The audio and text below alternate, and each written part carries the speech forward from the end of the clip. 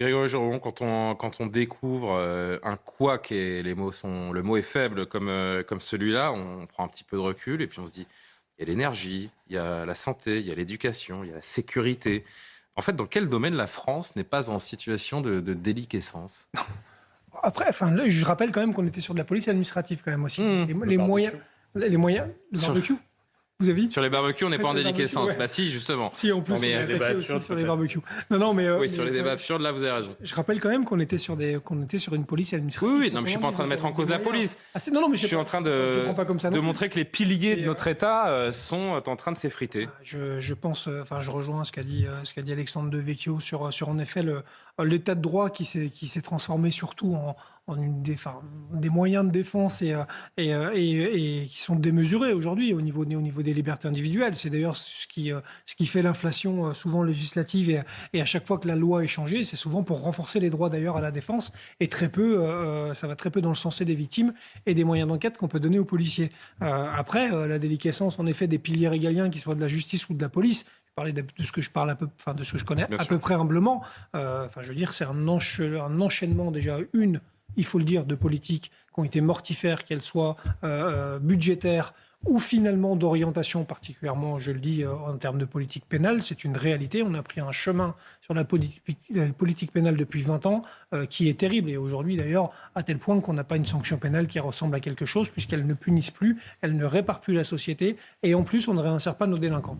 Donc aujourd'hui, je pense qu'on a en effet des vraies questions fondamentales à se poser sur notre capacité à pouvoir répondre à ce genre d'atteinte quand finalement c'est notre démocratie et notre modèle sociétal qui est remis en cause par des gens tels que cet imam. Et c'est vrai que ça démontre en effet notre faiblesse et notre incapacité à pouvoir traiter ce genre de problème. Alors, qui est surpris finalement par ce que l'on vient d'entendre? Ce livre, on aurait pu le lire il y a 30 ans, mais en effet, le renoncement est passé par là et la situation semble désormais hors de contrôle. Est-ce que c'est votre point de vue, Grégory Joron? Pas forcément. Je pense que... je vais mettre un œil peut-être un peu policier. En tout cas, nos autorités, pour le coup, ne peuvent pas dire qu'elles ne savent pas. Je veux dire, elles ont régulièrement des notes de renseignement qui sont extrêmement précises sur déjà, je ne vais pas dire les techniques, mais sur la stratégie Attend-on pour agir dans ce cas? le système politique, sur les ressorts de provocation, victimisation, tout ce qu'on connaît régulièrement, qui sont des tests en fait pour notre société, assez régulièrement et qui permettent à ces vecteurs de l'islam radical de voir comment justement notre société et nos autorités réagissent par rapport à ces provocations-là. Malheureusement, c'est vrai que pendant ce temps-là, on laisse s'installer, on va prendre les propos d'Alexandre Devecchio, mais ce qui est très juste, une forme de société parallèle, qu'elle soit ou séparatiste ou des fois ne serait-ce que due aux stupéfiants aussi, parce que c'est à peu près la même chose malheureusement. C'est des sociétés qui progressent parallèlement dans les Des quartiers. mondes parallèles. C'est des mondes parallèles forcément à notre société. Sur l'extrême violence aussi. Et bien sûr, mais c'est étroitement lié parce que malheureusement, voilà, il y a ce livre-là, il y a aussi le rapport Berger sur la violence dans les centres d'éducation fermés et des jeunes qui est extrêmement éclairant justement sur leur construction, sur le manque d'empathie parce qu'ils ont connu très tôt la violence et qui finalement ils ont un rapport qui est totalement pas le nôtre en fait, ou en tout cas pas celui d'une distanciation. Oui, c'est ce qui fait les images qu'on voit malheureusement régulièrement. On va y venir juste après, Toulouse, on aura par votre exemple, expertise là-dessus à Toulouse. Ou d'autres, c'est ce qui participe justement à ça. Et c'est justement ces sociétés parallèles qui progressent parce qu'en effet, on semble un peu démunis, mais on a aussi abandonné certains points de notre société, il faut bien se le dire. Grégory Joron, je rappelle que vous êtes secrétaire général unité SGP Police. On a l'impression à chaque affaire de ce type que des digues sautent, que ça va de plus en plus loin, que c'est de plus en plus violent et que c'est simplement insoutenable. Je pense que tout le monde... Déjà, pardon, est-ce que vous avez des infos sur les agresseurs? Est-ce qu'ils sont en fuite ou arrêtés? En fuite, oui. Alors, j'ai pas d'infos sur une possible arrestation.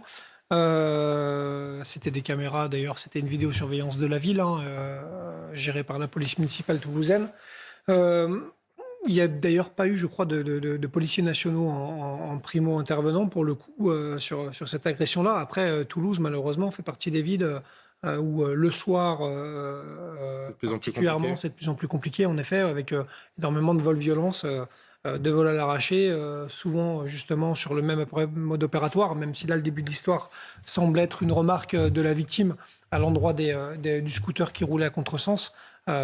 Pour autant, c'est souvent ce genre de choses qui arrivent, c'est-à-dire deux individus montés sur un scooter qui, dans les petites ruelles, profitent d'étudiants qui ont un peu trop fait la fête et un peu trop bu et qui rentrent tardivement chez eux pour leur arracher un portable, un sac à main.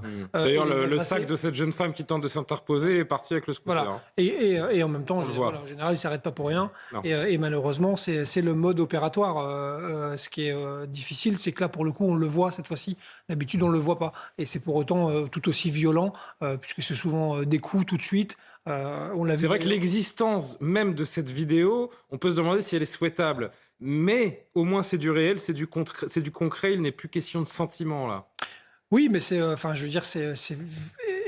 évidemment, quand on regarde ça, on manque souvent de mots parce que déjà, ils ont tous à peu près été dits. Et globalement, quand on est normalement constitué, forcément, c'est insoutenable. Sauf que malheureusement, c'est le quotidien dans de nombreuses villes de France, sans en faire trop, ni tomber dans le pathos ou expliquer qu'on est dans une France orange mécanique. C'est quand même une réalité. Si vous regardez la synthèse des faits quotidiens et que le matin, le ministre se réveille en pouvant les lire. J'en ai moi quelques-unes, j'ai pas la synthèse complète évidemment, mais j'ai quand même des faits qui me remontent. Globalement, on a des violences urbaines quasiment tous les jours, on a des agressions et des vols violents et on n'aborde pas ce soir cette rixe à Garges, je crois, qui a eu lieu hier soir avec des dizaines d'individus, des armes à feu et c'était même un miracle qu'il n'y ait pas eu de mort hier soir dans cette rixe entre bandes. Vous savez, les débats, moi, je respecte évidemment les sociologues, mais avec certains qui nous expliquent que finalement le phénomène de violence n'est pas exponentiel et qu'on n'a pas une ultra-violence dans notre société. Moi, j'oppose toujours un chiffre qui me semble essentiel, c'est celui du nombre de blessés dans la police. Celui-ci, pour le coup, il est factuel, il augmente depuis des années, et je le répète un peu cyniquement peut-être, mais mes collègues ne se blessent pas en faisant du sport. Non. Ils se blessent parce que face à eux, il y a une violence qui augmente et que globalement, les interventions sont de plus en plus difficiles et que malheureusement, on a affaire à ce genre de personnes. Mais parce que, et je vais donner la parole à Grégory Joron, parce que face à cette montée de la violence, on a aussi une partie de nos politiques qui continuent d'expliquer que la police ne fait pas son travail comme elle devrait le faire. On continue de monter une partie de la population contre les forces de l'ordre. C'est à prendre en compte aussi, peut-être. Oui, je pense que c'est l'ambiance du moment, on va dire, clairement aussi, qui s'impose à nous. Malheureusement, c'est vrai, moi je le déplore. Il faudra baisser d'un ton sur les sirènes, d'ailleurs. Oui, on va essayer. C'est vrai que... Parce que ça fait du bruit, ça empêche Jean-Luc Mélenchon de dormir. Je l'ai dit hier, il parle de droit au silence de temps en temps. Encore une fois, je le répète, ça serait pas mal qu'il se l'applique, ça nous ferait du bien.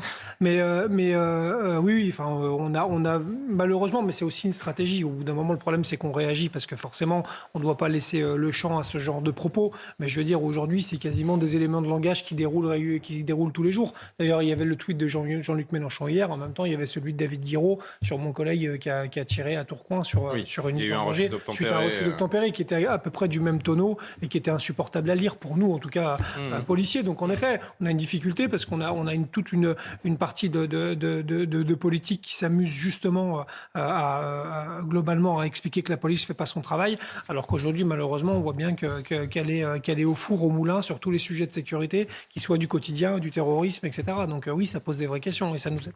Surtout, ça nous aide pas.